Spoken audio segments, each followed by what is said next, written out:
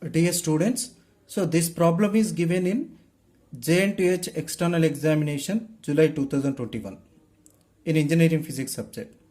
So according to the given problem, when a horizontal force of 200 newtons is applied on a body, the acceleration produced is 1 meter per second square. When the force is 300 newtons, acceleration produced in the body is 2 meter per second square. Find the mass of the body. So this is the given problem.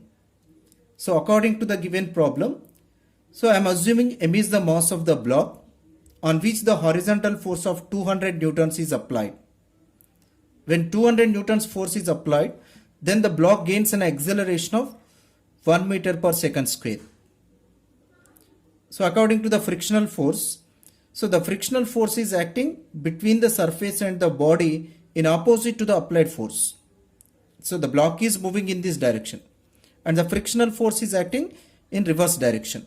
So the free body diagram of this block can be drawn like this. This is the block on which the normal force is acting in the vertically upward direction by the surface on the block, and the weight of the block which is acting in the downward direction, that is mg, and the applied force is acting in the right direction, and the frictional force is acting in opposite to the applied force. Then the net force is acting on the block, so that can be written as F1 minus friction. F1 minus friction, that is the net force acting on the block, and that is equals to the, according to the Newton's second law, mass into acceleration. And frictional force equals to mu into n, because mu is the coefficient of friction and n is the normal force.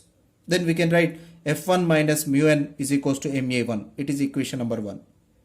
Similarly, if you apply the 300 newtons force on that block, then it gains an acceleration of 2 meters per second square. Then we can write the net force, that is F2 minus F friction, is equals to ma2. Therefore, F2 is equals to F2 minus mu n is equals to ma2. Because the block is same, the mass of the block is same, so that's why we have taken m is constant, and but the acceleration is different. Therefore, ma2 is equals to this one, and this is equation number 2.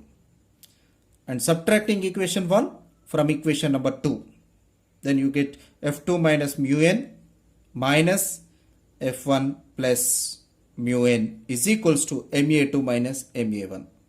Therefore, mu n get cancelled. F2 minus F is equals to F1 is equals to m into a2 minus a1. Therefore, m is equals to F2 minus F1 by a2 minus a1.